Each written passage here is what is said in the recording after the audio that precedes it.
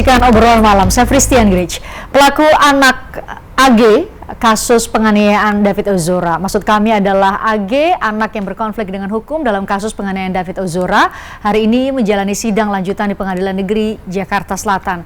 Agenda sidang yaitu pembacaan pledoi atau nota pembelaan atas tuntutan jaksa penuntut umum, yaitu 4 tahun penjara untuk anak yang berkonflik dengan hukum AG di Lembaga Pembinaan Khusus Anak yang dibacakan jaksa penuntut umum pada Rabu kemarin.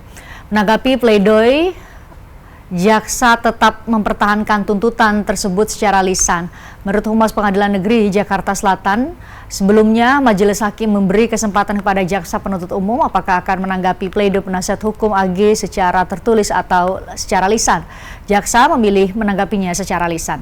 Diketahui Majelis Hakim mengejar batas waktu penahanan pelaku anak selama 25 hari, di mana sidang vonis terhadap AG dijadwalkan digelar pada Senin pekan depan.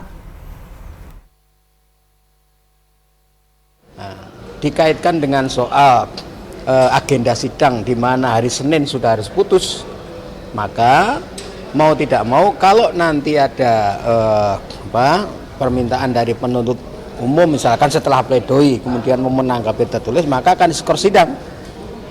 Bisa saja nanti sore atau nanti malam dilanjutkan tanggapan jaksa penuntut umum. Itu asumsinya kalau tanggapannya tertulis ya. Atau bisa saja nanti jaksa setelah ditanya oleh oleh hakim setelah mendengar pembacaan pledoi, hakim menanyakan kepada penuntut umum apakah akan ditanggapi. Oh ya, kami akan menanggapi tapi secara lisan. Nah, cukup dicatat di berita acara bahwa tanggapannya lisan, biar ada misalkan tetap pada tuntutan, kan begitu. Nah, itu nanti ditanyakan kembali kepada penasihat hukum. Biasanya kalau jaksa penuntut umum menanggapi secara lisan tentu dari. Saya ajak Anda ngobrol dengan pengacara AG, anak yang berkonflik dengan hukum, dan juga pengacara anak korban yang juga bergabung secara virtual. Saya akan mengajak Anda untuk menyapa mereka.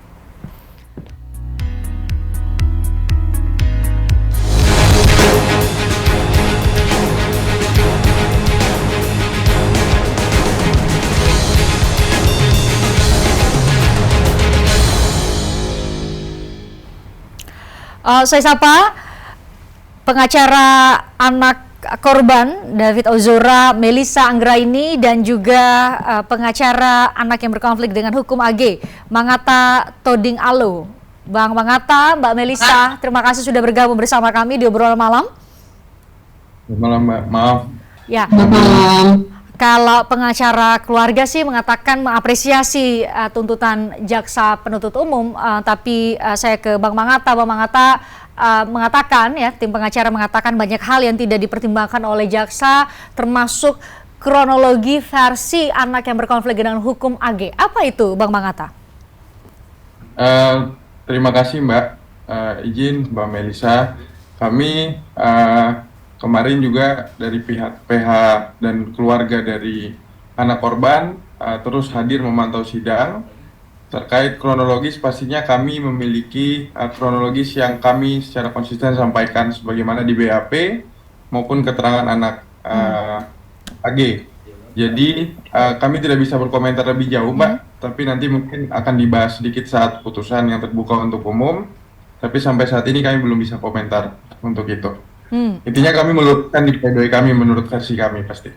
Oke, kita asumsikan pasti namanya tim pengacara pasti berharap lebih ringan dalam arti bahwa ada versi lain fakta-fakta yang terungkap di persidangan setelah mendengarkan saksi, ahli, dan juga alat bukti lain. Artinya kan Anda membantah begitu ya, membantah apa yang didakwakan atau dituntut oleh jaksa penuntut umum. Benar demikian ya, Bang Mangata? Benar, terkait dengan 355 ayat 1 ke 1 pasti di pledoi kami melakukan pembelaan untuk penerapan pasal tersebut. Oke, kalau Anda tidak mau mengurai lebih lengkap secara detail mengenai versi anak berkonflik dengan hukum AG, berarti apakah kalau kita berdasar pasal 355, kan pasal 355 itu ayat 1 ya, mengatakan bahwa penganiayaan berat yang dilakukan dengan cara terlebih dahulu diancam dengan pidana penjara paling lama 12 tahun. Dalam hal ini anak berkonflik dengan hukum 4 tahun, AG ya, AG dituntut 4 tahun. Apa yang Anda keberatan? Apakah anasir dengan rencana terlebih dahulu atau Anasir turut melakukan penganiayaan berat, karena selain pasal 355 juga ada pasal 55, mana Bang Manggata?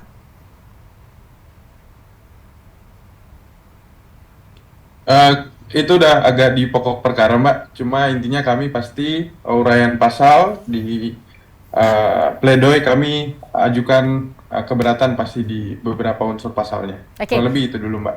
Baik, saya ke Mbak Melisa. Mbak Melisa, ini kan pasal 355 itu kan sebenarnya ancaman pidana paling maksimalnya kan sebenarnya ada 12 tahun ya. Tapi kan kalau didengar atau diikuti itu pasal 355 artinya diduga melakukan penganiayaan berat dengan rencana terlebih bersama-sama dengan yang lain. Begitu ya Mbak Melisa ya, konstruksi hukumnya ya. Mungkin Anda bisa jelaskan pada kami? Ya. Jadi dalam tuntutan kemarin yang kami apresiasi, jaksa penuntut umum menyampaikan ada 10 kesimpulan terkait analisa fakta di mana anak berkonflik hukum AG ini terbukti secara sah dan meyakinkan melanggar pasal 355 ayat 1 junto 55 KUHP. Sehingga dalam penerapan pasal itu pengurangannya hanya terkait setengah untuk anak-anak dibandingkan dari orang dewasa. Kami mengapresiasi terkait isi dari tuntutan, kesimpulan, dan lain sebagainya. Namun kalau dilihat dari penerapan pasal ini tentu masih ada yang lebih deteran lagi, yaitu 6 tahun. Sehingga kami berharap nanti dalam putusan majelis itu ultra petita dari tuntutan yang disampaikan. Karena dari seluruh unsur-unsur pasal, apakah penganiayaan berat, kemudian perencanaan, turut serta, semuanya sudah terbukti. Oke, semuanya sudah terbukti. Mungkin Anda juga mendengarkan persidangan, tapi karena terdakwanya atau anak yang berkonflik dengan hukum, konteksnya orang dewasa adalah terdakwa dalam hal ini di bawah umur, maka kan itu tertutup ya dan digelar dengan hanya satu hakim tunggal. Tapi Anda mungkin bisa cerita kepada kami seperti apa fakta-fakta yang terungkap di persidangan, bukti-bukti yang dimiliki oleh jaksa penuntut umum, saksi, keterangan saksi dan ahli di muka sidang, Mbak Melisa. Iya, seperti yang sudah kita ketahui bersama juga, ada bukti-bukti terkait CCTV, video, dan hasil rekonstruksi yang kemarin juga sudah menerangkan keterangan-keterangan garis besar apa yang akan disampaikan oleh saksi kunci terutama pada saat persidangan. Nah, itu sudah dapat digambarkan secara luas dan secara nyata bagaimana keterlibatan pelaku anak ini, sehingga menurut kami bukti itu sudah kuat tanpa ada keterangan dari saksi pun majelis hakim sudah bisa melihat bagaimana perilaku penganiayaan itu dilakukan. Namun kan majelis hakim tetap melakukan pemeriksaan, menguji fakta-fakta tersebut untuk mengetahui lebih lanjut tentang mens rea dan lain sebagainya. Itu menurut kami sudah cukup kuat dan tidak terbantahkan begitu. Oke, menurut Anda kalau kita merujuk ke pasal 355 ya KUHP soal penganiayaan berat bahwa anak berkonflik dengan hukum AG ini juga ikut terlibat dalam perencanaan penganiayaan berat terhadap klien Anda. Begitu ya konstruksi hukumnya Mbak Melisa ya? Iya, benar. Nah, salah satu dari 10 yang disampaikan jaksa itu adalah terkait kondisi dari anak korban, di mana anak korban ini mengalami cedera otak yang berat dan ini berpotensi mengalami cacat secara permanen, seperti itu. Nah, mendengar hal itu, Bang Manggata, mungkin kalau Anda tidak mau masuk ke pokok atau materi persidangan, apa yang kemudian perlu Anda rasa perlu diketahui oleh publik versi dari klien Anda? Pertama, Mbak Melisa juga tadi sudah menyampaikan bukti-bukti, alat bukti itu pasti ada banyak. Dan kebenaran material pasti berdasarkan alat bukti. Kami merangkai beberapa fakta karena memang pasti dalam satu perkara akan ada pandangan A dan pandangan B. Tapi balik lagi, kami sepakat dengan Mbak Melisa ada fakta-fakta yang akan kami hidangkan di pledoi tadi. Misalnya benar, CCTV sudah disebutkan. Karena capture atau gambar anak ini kan sudah di framing sedemikian rupa di media, seakan-akan turut merencanakan dan lain-lain. Ternyata ada alasan-alasan yang menyebabkan misalnya anak ini tidak melakukan apapun, pelarayan dan lain-lain. Itu makanya kami mengundang ahli psikolog forensik kemarin, termasuk beberapa perilakunya dia. Jadi karena kami merasa beberapa hal yang dilakukan oleh anak AG pada saat tindak pidana ini yang sebenarnya tokoh utamanya adalah saudara MDS Mario Dendi ini. Kami merasa anak AG tidak tepat ketika dikenakan pasal 355 ayat 1 junto 55. Pasti itu yang kami titik beratkan di pledoi kami pasti Mbak sebenarnya. Dan Mbak Melis juga, kami sangat menghargai pihak keluarga untuk hadir karena ada beberapa fakta yang pasti biar pihak keluarga mendengar langsung, khususnya tentang sebenarnya penyesalan, rasa maaf dari anak itu disampaikan langsung juga sebenarnya ke pihak keluarga dan perwakilan keluarga anak D, anak korban. Oke, saya coba bahasakan ke dalam bahasa yang kalimat-kalimat yang sederhana.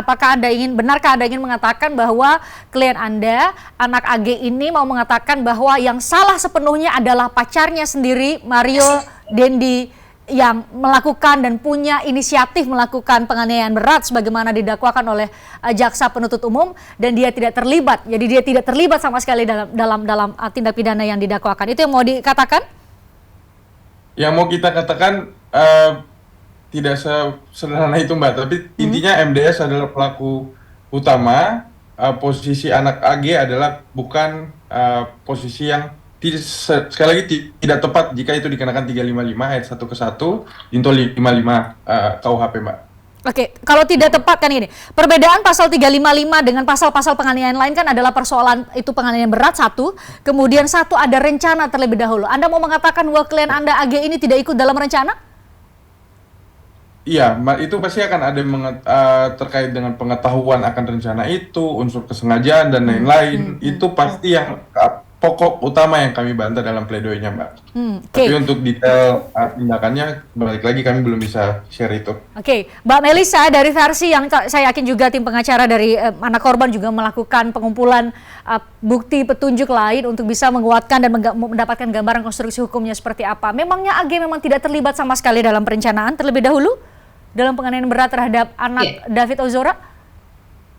Karena kita menyaksikan dari awal pemeriksaan saksi-saksi sampai tadi pledoi ya Mbak ya, sehingga kami sudah memiliki gambaran yang cukup detail terkait keterlibatan anak berkonflik hukum AG ini. Tentu dia terlibat, tentu ada peranan-peranan dia dalam proses melakukan penganiayaan terhadap anak korban. Nah, tetapi memang pasti ada kontribusi dari MDS seperti apa, kontribusi dari tersangka S bagaimana, lalu kontribusi anak AG bagaimana. Tetapi yang ingin saya sampaikan bahwa peranan dan keterlibatan anak AG ini juga tidak kecil, sehingga memfasilitasi bertemunya dan lain sebagainya itu sudah terbukti. Nah, kalau dilihat dari unsur yang meringankan, dari 10 yang disampaikan oleh JPU tadi, dalam kesimpulannya, tidak ada satupun yang meringankan terkait faktual. Satu-satunya yang meringankan anak berkonflik hukum AG ini hanya terkait usia dan masa depannya yang masih panjang. Sehingga kami sampaikan, kalau berbicara usia, anak korban ini juga masih muda dan masa depannya dirusak oleh kejadian penganiayaan yang dialami. Oke, oleh karena itu tadi Anda sampai pada kesimpulan atau harapan bahwa karena status AG ini anak, maka seharusnya menjadi 1/2 dari hukuman atau pidana penjara yang diancamkan di pasal 355 ayat 1 mengenai penganiayaan berat yang dilakukan dengan rencana, itu setengah dari 12 tahun, yaitu 6 tahun. Bang Manggata, ini harapan dari keluarga Bang Manggata. Ya, kami pasti mengerti keinginan dari pihak keluarga, dan kami memaklumi itu, apalagi kami secara profesional mengerti kondisi anak korban juga sedemikian rupa. Tapi memang ada dilematis sebenarnya di sisi hukum dari kami Mbak, karena anak AG ini yang pertama di sidang. Jadi ketika Mario Dendi, Shen yang lain baru disidangkan kemudian, itu menjadi beban tersendiri sebenarnya untuk anak AG ini, karena patokan perkara ini akan menjadi patokan putusan dari anak AG ini menjadi simultan kepada perkara lainnya nanti. Jadi tapi kami yakin kepada majelis hakim, kepada ibu hakim akan memutus secara jernih kira-kira apakah emang anak AG ini terbukti 355 junto ayat junto 55 KUHP ini. Itu Mbak. Oke. Jadi Anda ingin mengatakan bahwa seharusnya mungkin yang diadili terlebih dahulu adalah MDS, adalah Mario Dendi, kemudian Shane begitu ya, baru kemudian klien Anda. Karena nanti apa yang dibacakan di amar putusan Majelis Hakim Tunggal ya, Hakim Tunggal Pengadilan Negeri Jakarta Selatan ini akan menjadi fakta-fakta yang juga nanti menjadi fakta-fakta yang harusnya ya paralel dengan apa yang nanti diungkap di persidangan Mario Dendi dan Shane Lucas. Tapi Bang Atta, apa yang menjadi harapan Anda kalau Anda mengatakan bahwa 4 tahun itu tidak sesuai dengan peran yang dilakukan oleh klien Anda? Anda berharap AG bebas atau setidaknya lebih ringan dari 4 tahun? Untuk itu kami tidak mau komentar, Mbak. Harapan kami tetap majelis Ibu Hakim dapat memutuskan seadil-adilnya, karena kami lihat di sini ada anak korban juga, dan kami percaya dari pihak keluarga juga mengerti beberapa keinginan kami sebenarnya untuk keadilan untuk anak ini, anak David pastinya. Namun konkretnya adil buat AG itu seperti apa, Bapak Atta? Pasti Mbak, untuk adil seperti AG ini 355-nya tidak diterapkan sebenarnya Mbak, gitu. Tidak diterapkan lantas pasal? Mungkin bisa pasal lain, saya nggak bisa komentar itu Mbak, untuk ini. Ya. Karena kan konstruksi hukumnya saya tidak mengerti ya apa maksud Anda Bang Atta kalau Anda sepotong-sepotong menjelaskan, tapi kan konstruksi hukumnya jelas dari proses penyidikan sekarang masuk ke tahapan penuntutan, pasal yang digunakan ya pasal 355. Kita ingat betul pertama kali Direktur Reserse Kriminal Umum Polda Metro Jaya mengumumkan ya di pasal 355 ayat 1 gitu ya. Jadi ini adalah penganiayaan berat dilakukan dengan rencana dan klien Anda ikut di situ, diikut dalam proses perencanaan itu.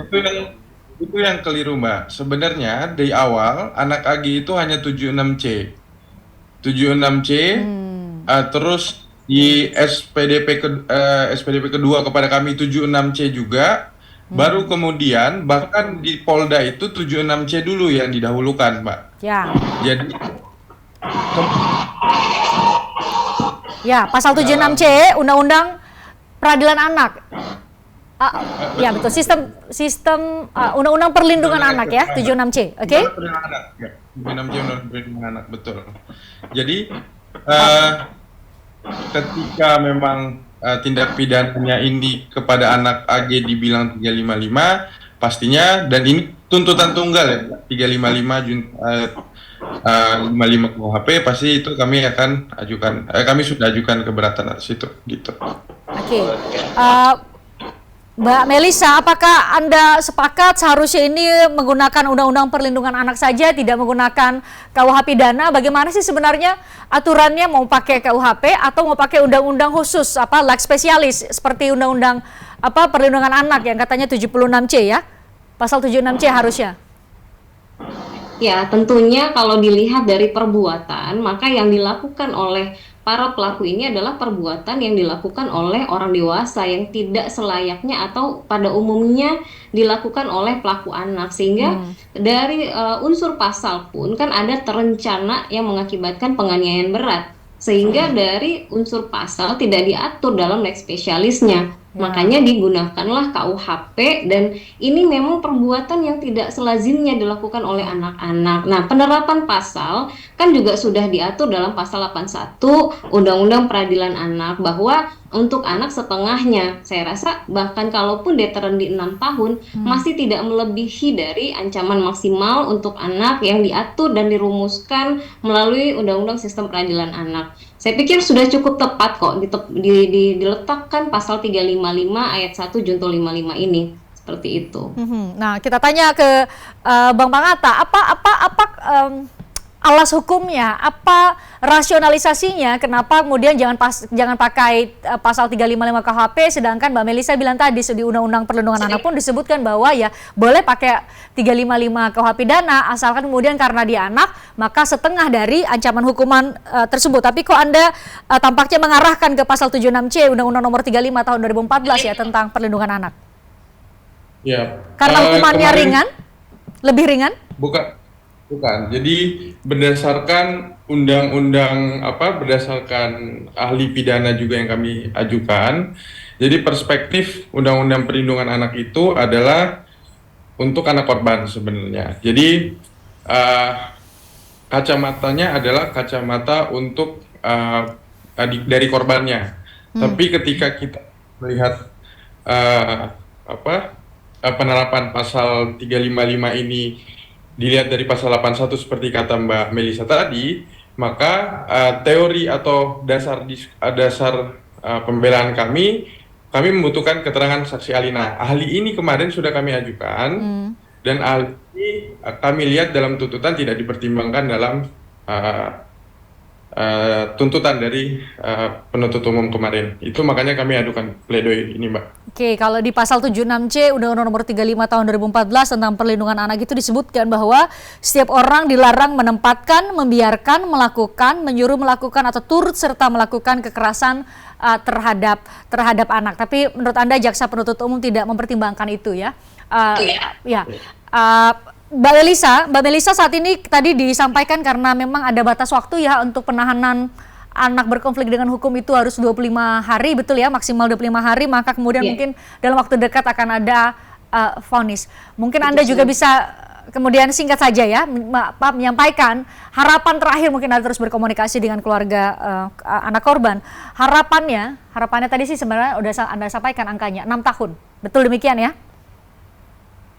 Ya, tentu kami berharap hukuman terhadap pelaku itu seadil-adilnya bagi anak korban yang deteran, sehingga ini akan menjadi efek jera bukan hanya terhadap pelaku tetapi terhadap masyarakat luas. Seperti itu, karena kita tidak ingin ada orang-orang lain yang mengalami nasib seperti yang dialami oleh anak korban David ini. Begitu. Baik, mohon doanya, Mbak. Ya, harapan sekarang ada di hakim tunggal ya yang mengadili kasus ini ya di Pengadilan Negeri Jakarta Selatan. Bang Mangata, Mbak Melisa, terima kasih sudah bergabung bersama kami. Kami ikuti terus bagaimana proses jalannya persidangan ini. Adalah anak berkonflik dengan hukum pertama, kemudian nanti akan ada tentu kasus atau proses peradilan terhadap Mario Dendi dan juga Shane Lucas. Terima kasih buat Anda berdua. Kami jeda. Usai jeda kami akan kembali dengan obrolan lain ini mengenai awalnya sih hanya huruf R, artis dengan inisial R, kemudian berkembang menjadi beberapa orang, dan terakhir Indonesia Audit Watch mengatakan diduga ada 25 artis yang diduga terlibat dalam pusaran kasus Rafael Alun yang sudah ditetapkan sebagai tersangka gratifikasi oleh KPK. Saya ajak Anda ngobrol salah satunya dengan perwakilan dari atau sekretaris pendiri Indonesia Audit Watch, Iskandar Sitorus, sesaat lagi.